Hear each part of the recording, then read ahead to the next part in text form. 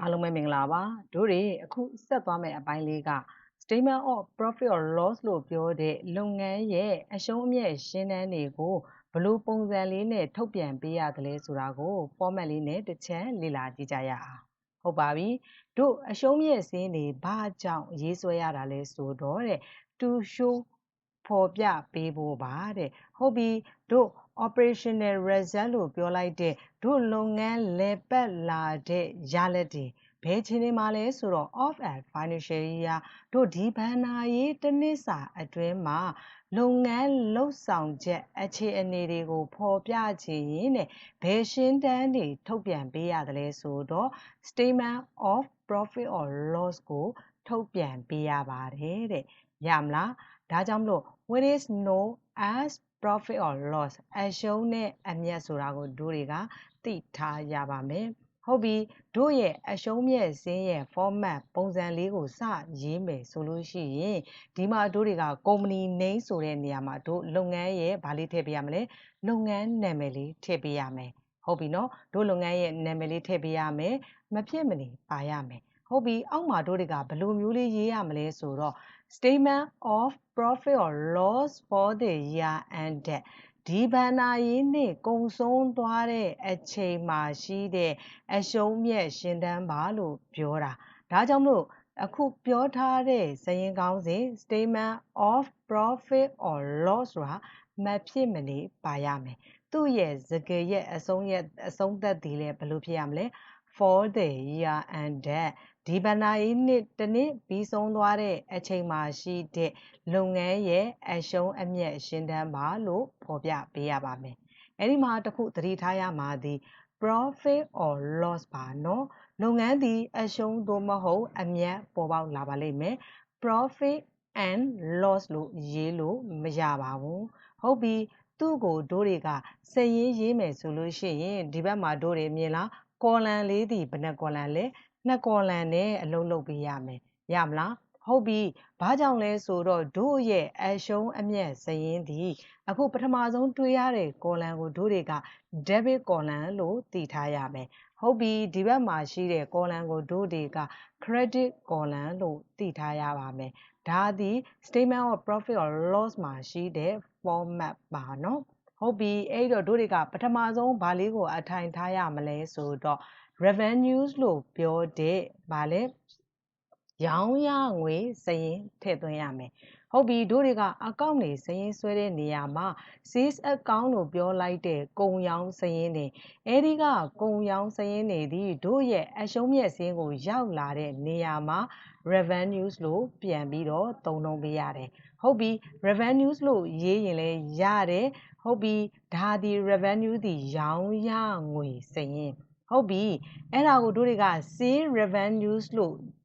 ရေးချင်ရင်လည်းရပါတယ်နော်ဟုတ်ပြီအဲဒီက revenue တဲကတို့တွေကဘာလေးကိုနှုတ်မလဲဆိုတော့ less เนาะဘာကိုနှုတ်မလဲဆိုတော့ return inward လို့ပြောတဲ့တို့ရဲ့ကုန်ရောင်းပြန်သွင်းစာရင်းကိုနှုတ်ချပေးပါမယ်ဟုတ်ပြီဒါကြောင့်မလို့ revenue ဒီဘာလဲ sales account ကလာတော့ဝင်ငွေစာရင်းဖြစ်တဲ့အတွက်ကြောင့်မလို့ credit column မှာစာရင်းရေးသွင်းရတယ်ရမလားဟုတ်ပြီအဲ့ဒီထဲကမှတို့တွေဒီဘာလုပ်မလဲ C return လို့ပြောတဲ့ return inward ကိုနှုတ်မှာမလို့ဒီမှာသူဒီဘိုင်မှာလာထည့်မလဲအဲ့ဒီက credit side မှာတို့ရဲ့ဝင်ငွေကိုရော့ကျသွားမှာဖြစ်တဲ့အတွက်ကြောင့်ဘာလုပ်မလဲဂွင်းစားဂွင်းပိတ်လေးနဲ့နှုတ်ပါမယ်ဆိုပြီးတော့ဖော်ပြပေးခဲ့ရမယ်ဟုတ်ပြီအဲ့တော့မှတို့တွေဒီ revenue တွေကတို့ရဲ့ return inward ကိုနှုတ်ရင်ဘာရလာမလဲ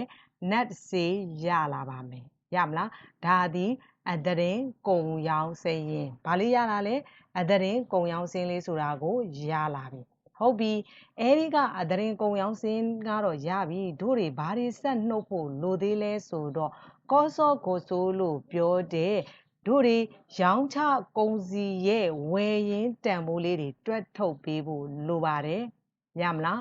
တို့ပထမတစ်ပိုင်းမှာပြောထားတာဒီတို့တွေကcost of goods sold ဘယ်လိုရှာရမလဲဆိုတာကိုတစ်ချက်ရှင်းပြပေးတယ်နော်ဒီမှာကတော့တို့တွေက format လေးနဲ့ပြန်ကြည့်ရင်တော့ပို့ပြီးတော့ရှင်းလင်းလွယ်ကူပါလိမ့်မယ်ဟုတ်ပြီတို့ opening inventory လို့ပြောတဲ့စာရင်းဖွင့်ကုန်လက်ကျန်ကိုအထိုင်ထားရပါမယ်ဟုတ်ပြီ အဲဒီက opening inventory တွေကိုတို့တွေကဘာလေးပေါင်းထည့်ပေးရမလဲဆိုတော့ဒီတစ်နှစ်လုံးဘဏ္ဍာရေးတစ်နှစ်လုံးတို့ဝယ်လိုက်တဲ့ကုန်ဝယ်စာရင်းဖြစ်တဲ့ purchase เนาะစုစုပေါင်းကုန်ဝယ်စာရင်းလေးဘာလုပ်ပေးရမလဲပေါင်းထည့်ပေးရမယ်ဟုတ်ပြီအဲဒီတော့တို့တွေဒီ opening inventory တို့ purchase တို့ဟုတ်ပြီ purchase လို့ပြောလိုက်တဲ့ကုန်ဝယ်စာရင်းဒီဘာ side ဘာ nature debit side debit nature ဖြစ်တဲ့ကြောင့်မလို့တို့တွေဒီ debit column မှာသွားရေးရမယ်ရမလားဟုတ်ပြီအဲ့တော့ opening inventory တွေကိုဘာပေါင်းမလဲ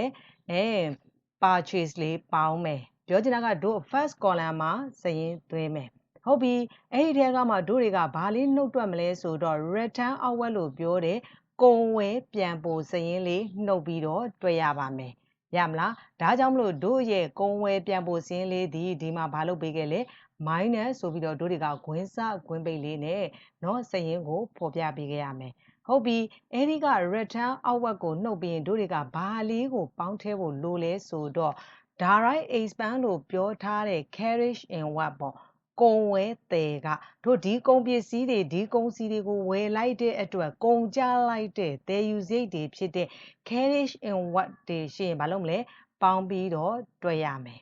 ရမလားဟုတ်ပြီအဲ့ဒီထဲမှာတို့တွေကဘာလေးနှုတ်ရမလဲဆိုတော့တို့ဝယ်ထားတဲ့ကုန်စည်တွေကမှတို့စရင်ပိတ်လိုက်တဲ့အချိန်မှာစရင်ပိတ်လိုက်တဲ့အချိန်မှာမယောင်းရဘဲနဲ့တို့လုပ်ငန်းထဲမှာကြံရှိနေခဲ့တဲ့စရင်ပိတ်ကုန်လက်ကြံနေရှိရင်တို့တွေကဘာလုပ်ပြီးတွက်မလဲနှုတ်ပြီးတော့တွက်ရမယ်ဘာကြောင့်လဲတို့တွေကကုန်တွေဝယ်တော့ကအဲ့ဒီကုန်စီနဲ့ပတ်သက်ပြီးလက်ငင်းသာရောင်းခဲ့ရင်ငွေဒီထွက်သွားတယ်မဟုတ်ဘူးလားဟုတ်ပြီနော်အဲ့ဒီလိုမဟုတ်ဘဲနဲ့တို့တွေကအကျွေးဝယ်ခဲ့တယ်ဆိုလဲတို့ကပေးရန်တာဝန်နေတဲ့စရင်ကဖော်ပြခဲ့ပြီးသားဟုတ်ပြီနော်ဒါပေမဲ့ဒီကုန်ပစ္စည်းတွေဒီမယောင်းရဘဲနဲ့ကျန်နေခဲ့တာဖြစ်တဲ့အတွက်ကြောင့်မလို့တို့တွေကဘာလုပ်မလဲ closing inventory ဆိုပြီးတော့စရင်ပိတ်ကုန်လက်ကျန်အနေနဲ့ဘာလုပ်ပြီးစရင်သွင်းရလဲနှုတ်ပြီးတော့မှတွက်ရတယ်ရမလားအဲ့ဒီမှာတို့တွေက opening inventory ကို purchase ပေါင်းမယ် return outward သာရှိခဲ့ရင်ဘာလုပ်မလဲနှုတ်ပြီးတော့တွက်မယ်ဟုတ်ပြီ carriage inward လို့ပြောတဲ့ကုန်ဝယ်တယ်ကတွေရှိရင်ပေါင်းပြီးတွက်မယ်တို့လုပ်ငန်းမှာမယောင်းရဘဲနဲ့ကြံခဲ့တဲ့ closing inventory သာရှိခဲ့ရင်ဘာလုပ်ပြီးတွက်မလဲနှုတ်ပြီးတော့မှတွက်ရပါတယ်ဟုတ်ပြီအဲ့ဒီတော့မှတို့တွေကအဲ့ဒီကအစီအစဉ်တွေအားလုံးကိုဘာလုပ်လိုက်မလဲတို့တွေက calculation ရှင်းချလိုက်လို့ရှိရင်ဘာလေးထွက်လာမလဲ cost of goods sold ဆိုတဲ့တန်ဖိုးလေးရရှိမယ်ရမလားဟုတ်ပြီအခုဒီမှာရှိနေတဲ့အပိုင်းဒီဒါဒီ cost of goods sold လေးအဲ့တော့မှတို့ရဲ့ net sale လို့ပြောတဲ့အသတင်းရောင်းရငွေစရင်တွေကမှတို့အဲ့ဒီကရောင်းချလိုက်တဲ့ကုန်စည်တွေရဲ့ဝယ်ရင်းတန်ဖိုးတွက်ထုတ်ထားလိုက်တဲ့တန်ဖိုးကိုနှုတ်ချလိုက်ရင်ဘာရမလဲ gross profit လို့ပြောတဲ့အကျန်းအမြတ်လေးရပါလိမ့်မယ်ရမလားဟုတ်ပြီအဲ့ဒီက gross profit ကိုဘာလို့ခေါ်သေးလဲ trading profit လို့ခေါ်ပါသေးတယ်ရမလားဟုတ်ပြီအဲ့ဒီက gross profit ထဲကိုတို့တွေကဘာလေးတွေထည့်ပေါင်းမလဲဆိုတော့ other income လို့ပြောတဲ့အခြားသောဝင်ငွေစင်းတွေရှိရင်တို့တွေကဘာလုပ်မလဲပေါင်းပြီးတော့မှတွက်ပေးရမယ်ဟုတ်ပြီအခြားဝင်ငွေဆိုတာကဘလို့အနေထားမျိုးတွေရရှိနိုင်တယ်လဲဆိုတော့ဒီမှာတော့ဥမာလေးပေးထားတာ discount receipt လိုမျိုးပေါ့တို့ကအခြားသော supplier တွေစီကနေ discount receipt ရခဲ့တဲ့အနေအထားမျိုးမှာဆိုရင်ဘာလုပ်မလဲအဲ့ဒါဒီ other income အနေနဲ့စာရင်းသွင်းရမယ်ဟုတ်ပြီသူဒီ income เนาะ income ဖြစ်တဲ့အတွက်ကြောင့်မလို့ဘယ်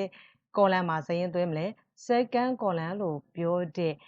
credit side အနေနဲ့စာရင်းသွင်းပေးရမယ်ရမလားဟုတ်ပြီဒီမှာတို့တွေက other income မှာ commission receipt တွေရှိရင်လည်းဘာလုပ်မလဲထည့်ပေးရမယ်ဒီမှာကတော့ဥမာလေးကတော့တစ်ခုပဲပေးထားတာပေါ့နော်ဟုတ်ပြီအဲ့တော့တို့တွေက other income အခြားသောဝင်ငွေစာရှိခဲ့ရင်ပေါင်းပြီးတွက်မယ်လို့ပြောပြီးရင်အခုနောက်တစ်ပိုင်းကဘာလာမှာလဲဆိုတော့ဟုတ်ပြီတို့တွေဘာတွေတက်ပြီးတော့တွက်ထုတ်ဖို့လိုမလဲဟုတ်ပြီ operating expense လို့ပြောတဲ့လုပ်ငန်းလှည့်ပတ်နိုင်ဖို့အတွက်လဲပတ်နိုင်ဖို့အတွက်သုံးလိုက်တဲ့ကုန်ကျစရိတ်တွေရှိရင်တို့တွေကဘာလုပ်ပြီးတွက်မလဲနှုတ်ပြီးတွက်ရပါမယ်ရမလားပြောချင်တာကတို့အပေါ်မှာ